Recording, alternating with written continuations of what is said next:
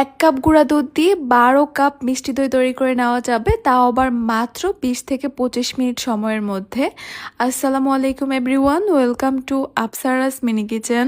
রোজার সময় কিন্তু আমরা সবাই কম বেশি দই খেতে পছন্দ করি, আর তাই তো সকল ধরনের টিপস আর ট্রিক্স সহকারে একটা পারফেক্ট মিষ্টি দইয়ের রেসিপি শেয়ার করেছি, যেন যে কেউ প্রথমবারে একদম পারফেক্ট মিষ্টি দই তৈরি করতে পারে।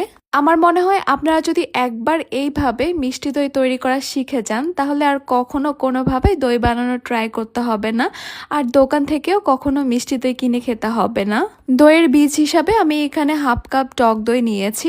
টক দইয়ের পরিবর্তে কিন্তু আপনারা চাইলে মিষ্টি দই নিতে পারেন, তবে মিষ্টি দই নিলে পরিমাণটা একটু বাড়িয়ে নিতে হবে। টক দইয়ের পানিটা ঝরে যাওয়ার জন্য আমি একটা স্ট্রেনার নিয়ে নিয়েছি। এইভাবে কিছুক্ষণ রেখে দিলে কিন্তু টক দই থেকে যে এক্সট্রা পানিটা রয়েছে সেটা ঝরে যাবে। এতে করে আমাদের দইটা কিন্তু অনেক বেশি ক্রিমি ক্রিমি হবে, একদমই পানি ছড়াবে না। এবার একটা জারে নিয়ে নিচ্ছি আমি 1 কাপ ফুল ক্রিম গুঁড়া দুধ। দই তৈরি করার জন্য কিন্তু অবশ্যই ফুল ক্রিম দুধটা নেওয়ার চেষ্টা করবেন, সেটা গুঁড়া দুধ হোক বা লিকুইড দুধ হোক। 2 কাপ পানির সঙ্গে গুঁড়া দুধটা মিশে যাওয়ার পর আমি এখানে আরও 1 কাপ পানি দিব। 1 কাপ গুঁড়া দুধের সঙ্গে আমি টোটাল 3 কাপ পানি দিয়েছি। ভালো করে মিশিয়ে নিতে হবে যেন গুঁড়া দুধের কোনো লাম্পস না থাকে। ভালোভাবে মিশে যাওয়ার পর এটাকে একটা সাইডে রেখে দিচ্ছি। দইয়ের মধ্যে খুব সুন্দর একটা কালার আর ফ্লেভার আনার জন্য এখানে একটা ক্যারামেল তৈরি করে নিতে হবে।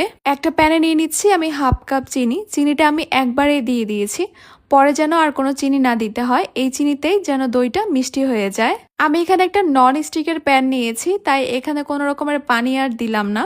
যদি আপনাদের প্যানটা নন স্টিকের না হয় তাহলে এখানে সামান্য পানি দিয়ে দিবেন। এক সাইড থেকে যখন ক্যারামেলের কালারটা আসা শুরু করবে তখন থেকে কিন্তু নাড়তে হবে, আর অনবরত নাড়তে থাকতে হবে পছন্দ মতো কালার আসা পর্যন্ত।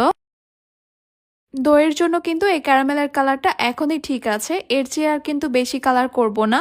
খুব বেশি কালার করে ফেললে কিন্তু পরে খেতে তিতা লাগবে। ঠিক এই পর্যায়ে ক্যারামেলের মধ্যে আমি লিকুইড দুধটা দিয়ে দিয়েছি, মানে 1 কাপ গুঁড়ো দুধ প্লাস 3 কাপ পানি দিয়ে যে দুধটা তৈরি করে রেখেছিলাম সেটাই দিয়ে দিলাম। ক্যারামেলের মধ্যে এভাবে দুধটা দেওয়ার কারণে কিন্তু ক্যারামেলটা জমে যাবে, প্রথমে ভয় পাওয়ার কিছুই নেই, এটা কিন্তু একটু পরেই গলে যাবে। কিছুক্ষণ জাল করলে কিন্তু ক্যারামেলটা গলে দুধের সঙ্গে মিশে যাবে আর খুবই সুন্দর একটা কালার আসবে। তবে আপনারা যদি আরও একটু কালার করতে চান, ক্যারামেলের কালারটা আরও একটু বেশি ডার্ক করতে পারেন। গুঁড়ো দুধের পরিবর্তে যদি আপনারা এখানে লিকুইড দুধ দিয়ে এই দইটা তৈরি করতে চান, তাহলে এখানে 6 কাপ লিকুইড দুধ নেবেন। দুধটাকে জাল করে 3 কাপ করে নেবেন। গুঁড়া দুধ দিয়ে দই তৈরি করলে সবচেয়ে ভালো দিক হচ্ছে অনেক বেশি সময় ধরে জাল করে ঘন করতে হয় না, এমনিতেই কিন্তু অনেক ঘন হয়। তাই অনেক বেশি সময় ধরে আমি এগুলোকে জাল করব না। 2-1 বার বলক চলে